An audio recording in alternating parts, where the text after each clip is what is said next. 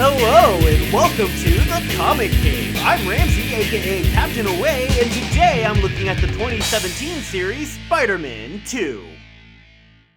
As you probably know, Spider-Man has a long history, dating back to his 1962 creation in Amazing Fantasy number 15, by Steve Ditko and Stan Lee. Since that debut, he has gone on to be one of the most consistently popular of all Marvel characters, with that popularity lasting through multiple attempts to redefine, reinvent, or even reboot the character. So it's no surprise that when Marvel essentially rebooted their entire universe for a modern update with the Ultimate comic line, Spider-Man was at the forefront in a new comic written by Brian Michael Bendis and drawn by Mark Bagley. As the Ultimate comic line eventually became overly convoluted, its popularity began to drop. So in order to once again reboot and reinvent the character, Brian Michael Bendis joined with artist Sara Pichelli to create Miles Morales, the new Ultimate Spider-Man. While Miles' first series was still running, the regular Spider-Man would even meet up with Miles in the first Spider-Man title that I covered last year, and you can check it out by clicking up here.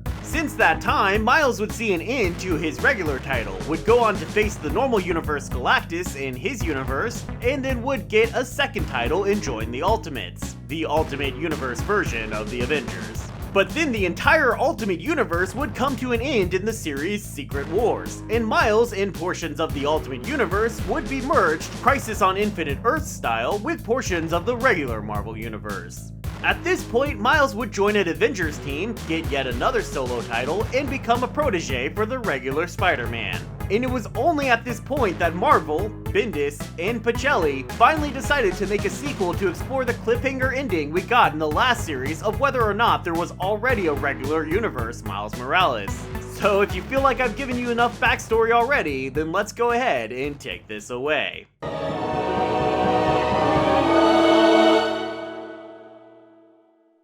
The comic opens on the future, and the future sucks. Okay, it's actually more the present, because much of the rest of the comic actually just takes place early. You know what? It's not important. In the, I guess, here and now, Miles Spider-Man and Peter Spider-Man are tied up, hanging upside down, and arguing like it's a buddy cop movie. And their masks have been removed. That's probably bad.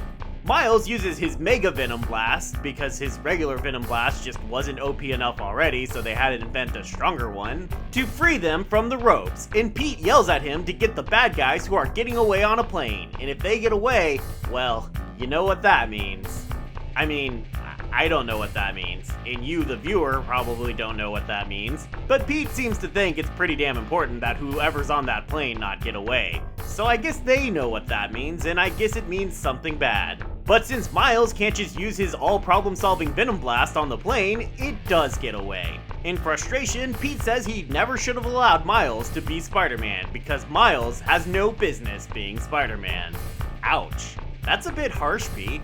Maybe they've just been under a lot of stress. Let's roll this back and see. Our flashback begins with Peter fighting, I kid you not, a giant armored armadillo.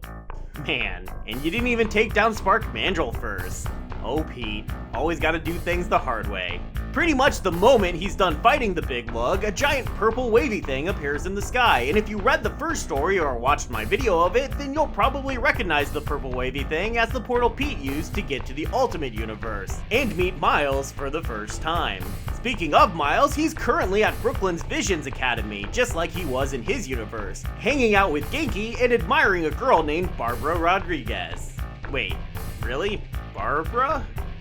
Alright. Before Miles can get his game on, and by that I mean totally embarrass himself in front of her, they're interrupted by a robot head. No, really. A giant robot head just lands in the lawn of their school. New York, am I right? At the same time, the portal appears in the sky, so Miles runs off to do whatever a spider can to help with the giant glowing portal thing, meeting up with Peter at the same warehouse they found the portal in during the last series. While they do wonder where this portal goes, seeing as it can't go to Miles' universe cause, again, Secret Wars cease to exist, etc., they don't get the chance to find out because right then, through the gate steps Taskmaster. Oh, great. Of course it is. Because Bendis seems to love Taskmaster for some reason. To me, he's just another lame villain with a skull theme. I do enjoy his annoyance at having two Spider-Men cracking wise at him, but, again, Miles did just lose his entire planet. Seems like he'd be a little bit more upset about it than he is. Maybe I would understand if I'd read Secret Wars. Maybe I should read Secret Wars. Maybe I should be ashamed that I haven't. Anyway, Taskmaster quickly blasts the two would-be heroes out of the warehouse and gets away. As he's packing up his equipment into his getaway car, he's also taking a call from... Wait, say what now? Miles Morales? What? Miles, who had snuck up and listened in on the convo thanks to his stealth camo power, freaks out a bit and tries to demand answers from Taskmaster. But TM is a consummate professional and he's not giving away no names. I mean, beyond the one he's already given away. Okay, professional about not intentionally giving away any further client information. Taskmaster manages to fight off both spiders and get away thanks to having electrified his suit, having cool glowing shurikens, yes, I know they're not pronounced shuriken, and by blowing up his own getaway car. Alright, Task Guy, maybe you're not that lame. When Miles tells Peter about what he overheard, Peter finally reveals to us the shocking results of his web search in the previous story, when he tried to find out if there was a Miles Morales in his universe. And that shocking result, the thing that made him say, "Oh my god," after mere seconds of Googling is... nothing. Wait, what? Really? Nothing? I was pretty sure Peter was just lying to Miles here because he didn't want Miles getting himself into something too dangerous, especially since he's insisting on ridiculous things like, oh, maybe you actually heard "smile more" at us. Really? That's the best you could come up with? But apparently that's not the case, and Peter, able to tell how much this is bothering Miles, even recruits the main character of the comic that made Bendis' name at Marvel, Alias. That's right, there's a Jessica Jones cameo. JJ does a much more exhaustive search to find normal universe Miles Morales, a search that includes her going to a Dazzler concert, running from a motorbiking ninja gang, hanging out with Spider-Woman, Moon Girl, and Devil Dinosaur, and getting licked in the face? What? Also, I'm not convinced those first two were part of the investigation and not just done for fun. They sound like a fun time to me. And what Jones turns up in her search is... also nothing! Well, this comic is really going places, isn't it? At this point, I was really feeling like there was some kind of conspiracy against Miles here, especially with him trying to convince him about mind control now. What? I mean, I get that's probably just intended as a reference for Jessica's past, but like, think about how not right all this must seem to Miles. I mean, just look at his face. That's a face that says, you're gaslighting me, aren't you? The next time Miles is out doing his spider thing around his spider town, he runs across Taskmaster and follows him to an airport, where the skull-faced man seems to be waiting around to meet someone. Miles calls in Peter as backup, and the two, realizing that Taskmaster is probably waiting to meet the other Miles, also decide to wait around for Taskmaster's secretive client to show his face. But when a private jet finally does land at the field, they accidentally slip and give away their position, and Taskmaster reacts by blowing up the hangar where they were hiding. Man, this guy really liked blowing shit up. TM quickly gets the better of the spider pair, knocks them out, removes their mask, and offers to kill them. But TM's Scarface benefactor says he don't have time for this shit, so he just has Taskmaster tie them up and get on the plane, which brings us back to the future, and that future still sucks. Although, now I feel like the argument from the beginning makes even less sense, but, like, whatever, I guess. Once they're in the air and away from the heroes, Bossman apparently decides that he wants the Spider-Man dead after all.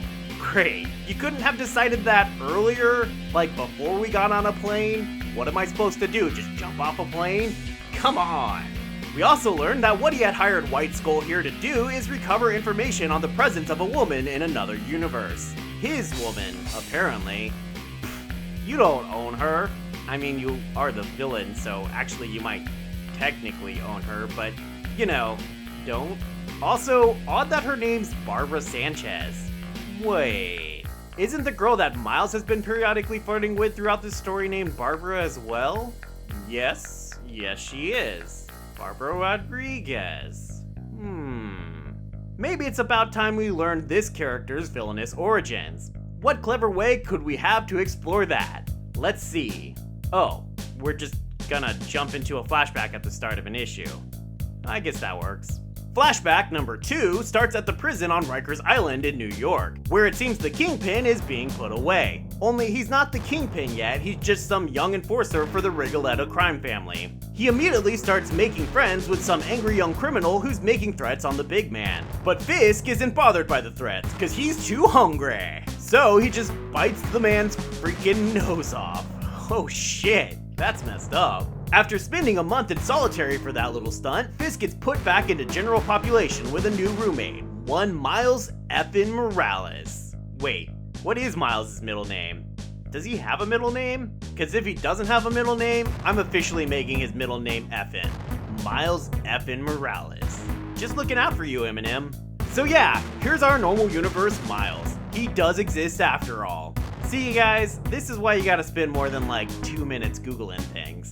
Miles, it seems, is innocent and just taking the fall for his cousin, a service the Rigoletto crime family apparently appreciates. And so Fisk is there to help bust him out of jail and get him something nice for his sacrifice. Before they get out though, No-Nose shows up while Fisk is in the shower, juiced up on some new drug that gives him temporary superpowers. Luckily, Miles heard what was going to happen and shows up to take the would-be assassin out first, though not without getting his face horribly maimed in the process. You know, Miles, I have a feeling this is the start of a beautiful friendship. When the two get out of jail, they start a restaurant together, and thus begins a beautiful male-love romance. Okay, no, not really. The restaurant is just a front for illegal mob activities, duh. And actually, Miles goes on a date with a woman named Barbara Sanchez. And Fisk even helps her to get over the awkwardness of being on a date with a guy with such horrible face scars.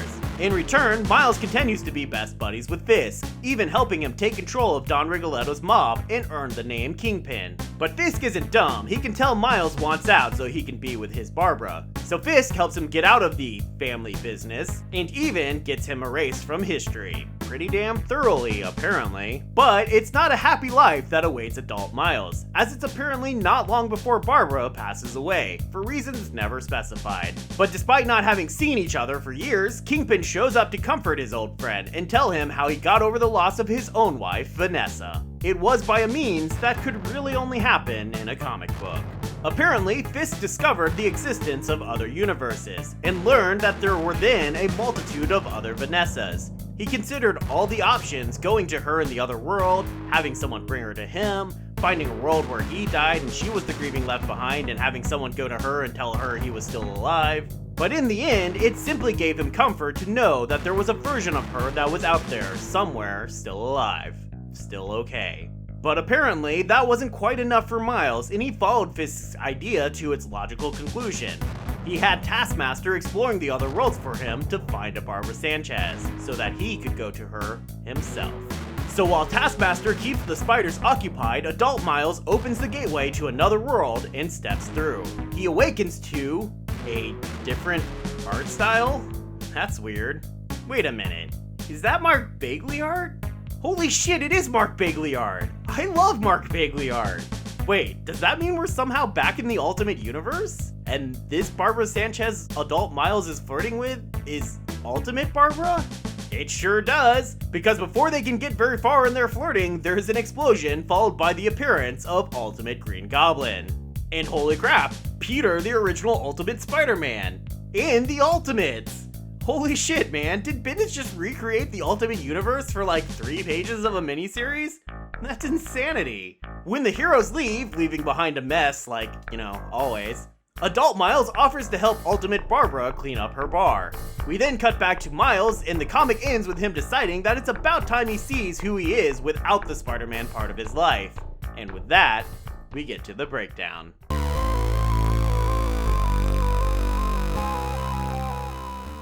I'm not sure if Bendis wrote this comic before or after he knew he'd be leaving Marvel Comics to begin working exclusively for DC, but it definitely feels like it came after. The comic is literally about an older and wiser version of a character he created coming to terms with the fact that there is nothing for him in the universe he lives in already, and ends with him moving on to live in a different universe, presumably to do the same thing in a different location. Despite that creating a deeply personal feeling touch to the end of the comic, a lot of the comic feels like he maybe wasn't really trying all that hard. Just little things, like the argument at the beginning hinting at some major conflict between the two Spider-Men that actually never really materializes, or how the only way the plot happens is if adult Miles randomly decides not to kill the two Spider-Men when Taskmaster had them dead to rights. And we see him do this after we've already seen him demanding that Taskmaster kill both spiders, even though that scene takes place, timeline-wise, right immediately after the one where he angrily demanded they not be killed.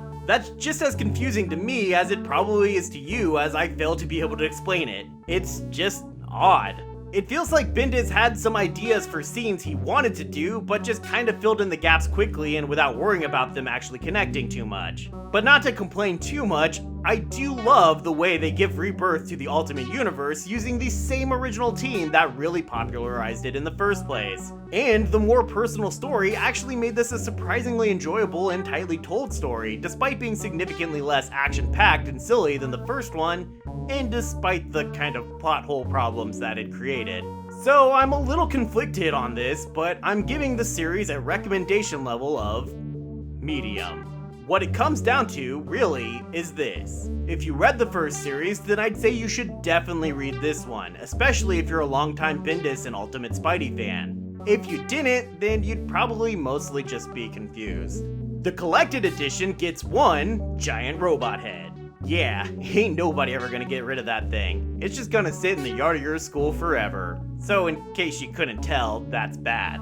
While just collecting the comic itself is obviously always a nice thing to have, it is only 5 issues, and the only bonuses it has is a small number of bonus covers which show up next to the main cover of each issue, and a bonus image that's just alternate covers that come together in a mural, which is nice if you like murals, and J. Jonah Jameson with a Hitler mustache.